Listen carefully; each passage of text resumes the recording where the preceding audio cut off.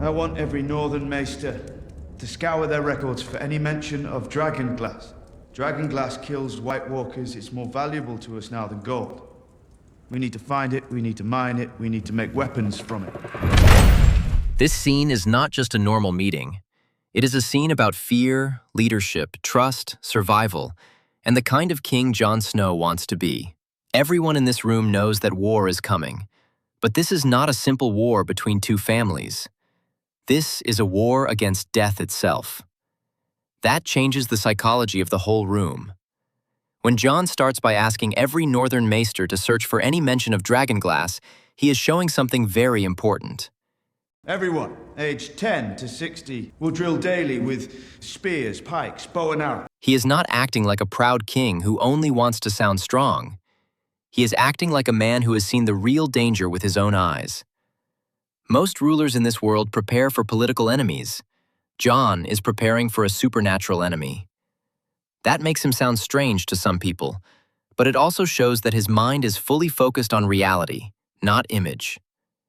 Psychologically, this tells us Jon is carrying the burden of knowledge. Once a person has seen something terrifying that others have not fully accepted, that person starts sounding urgent, serious, and sometimes emotionally distant. Jon is not trying to impress the room. He is trying to wake them up. That is the hidden psychology here. He is already living in the future danger, while many people in the room are still mentally living in old political habits. Dragonglass kills White Walkers. It's more valuable to us now than gold. Jon then says dragonglass is more valuable than gold, and this line tells us a lot about his mind. Gold is the normal symbol of power in this world. Gold builds armies, buys loyalty, and creates status. But Jon is saying survival now matters more than wealth. This is the psychology of a leader who has gone through trauma and come out with a different value system. People who face extreme danger often stop caring about status symbols and start caring about what is truly necessary. Jon has seen the dead rise. He has fought at Hardhome. He has watched men die and then return as enemies. So now his brain is not measuring value in the normal way. He is measuring value by one question only. Will this help us live?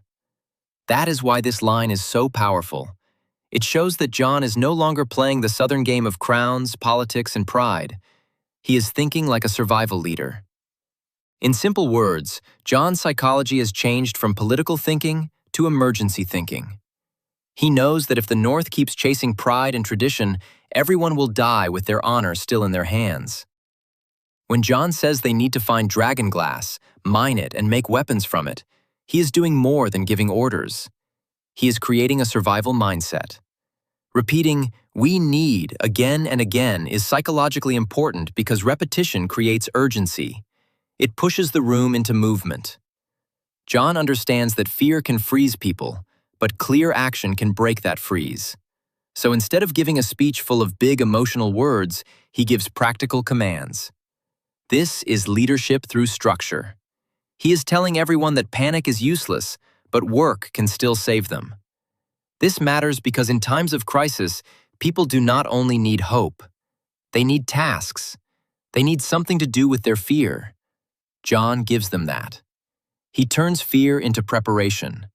That is why his leadership feels real. He is not saying, "Do not be afraid." He is saying, "Be afraid, but move anyway." That is a powerful psychological message. It tells the room that courage is not the absence of fear. Courage is action in the middle of fear.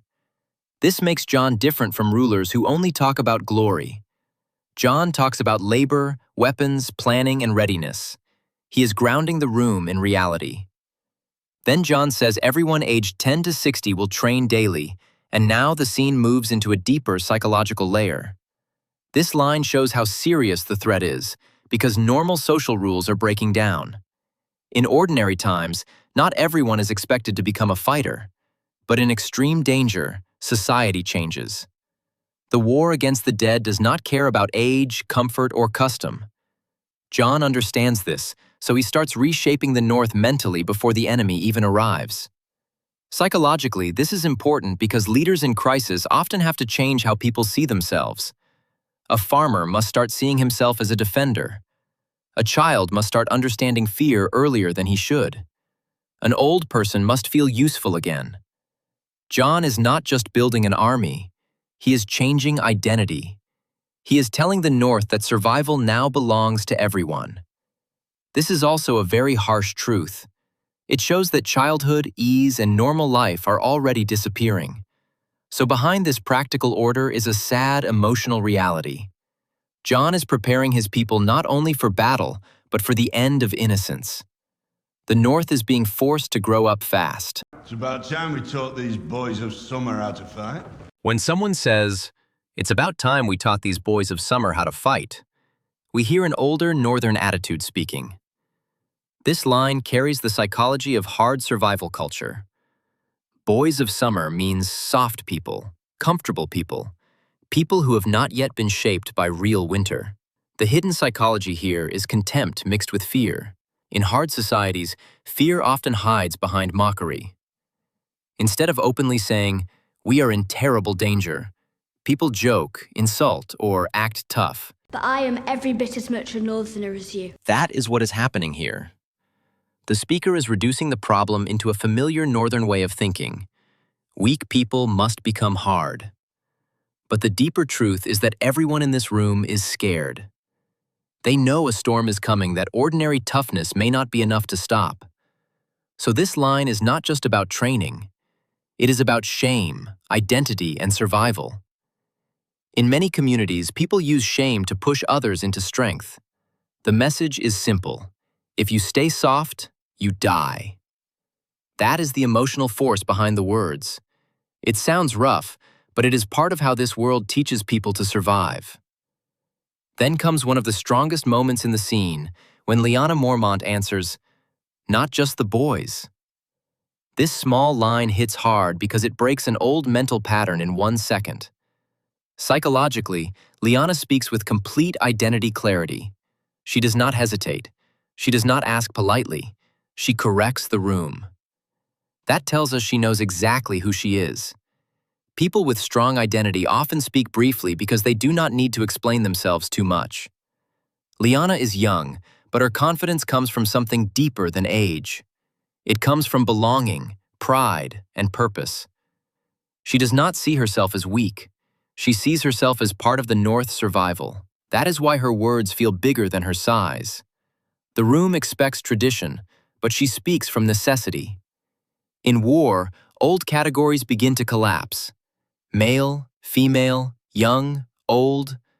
None of these matter the same way when death is coming for all. Lyanna understands that before some of the older men do. That is why her psychology feels so strong. She is not fighting for permission. She is fighting against being mentally excluded from the story. You expect me to put a spear in my granddaughter's hand? When Lord Glover questions the idea of putting a spear in his granddaughter's hand, he sounds protective, but the psychology underneath is more complex. On the surface, it feels like care. A grandfather does not want a child in war. That is human. But underneath that care is also an old belief about control. He still wants to decide what kind of danger, role, and identity a girl can have. In peaceful times, that belief can survive. In desperate times, it becomes weaker. The threat is too big. That is why this moment matters. I might be small, Lord Glover, and I might be a girl. It is not only about gender. It is about whether old, comfort-based thinking can survive inside a survival crisis. Lord Glover's question reveals the human desire to protect innocence, but it also reveals denial. Because the enemy is not going to spare girls, children, or old people. So trying to protect someone by refusing to prepare them can become its own kind of weakness. This is the hidden psychology of the line. It shows how love and denial can sometimes stand next to each other. He wants to protect, but the world no longer allows that kind of protection. I don't plan on knitting by the fire while men fight for me. Lyanna's longer reply is one of the clearest psychological statements in the whole scene. When she says she will not be knitting by the fire while men fight for her, and that she is every bit as much a Northerner, she is doing several things at once. First, she rejects passive safety. Second, She rejects the idea that smallness means weakness. Third, she ties her worth directly to Northern identity. That last part is the most powerful. She does not defend herself by saying she is special. She defends herself by saying she belongs. That is what makes her speech emotionally strong. She is not asking to be treated differently. She is demanding to be included under the same standard. Psychologically, this is a sign of strong self-respect. It also shows that she understands something many adults forget. Dignity matters in survival. People do not only want to stay alive, they want to matter. They want agency. They want the right to defend their home with their own hands. Lyanna knows that being protected against your will can feel like being erased. So her words are not only brave, they are a refusal to disappear. The only thing standing between us and the army of the dead is the wall. After this, Jon says they need to shore up defenses, and then he points to the wall as the only thing standing between them and the army of the dead. This shifts the room back from emotional debate into hard reality. Jon is good at this. Psychologically, he does not let the meeting drown in one argument for too long. He keeps pulling everyone back to the main danger. That is a leadership skill. In times of crisis, groups easily get lost in side arguments because side arguments feel familiar and easier to control. But Jon keeps saying, in effect, none of this matters if the dead get through.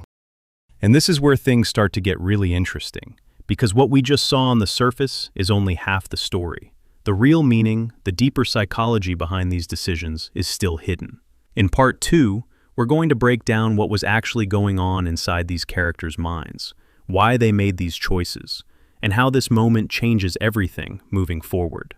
So, if you're enjoying this kind of deep breakdown, make sure to subscribe to the channel, because part 2 is where it all comes together.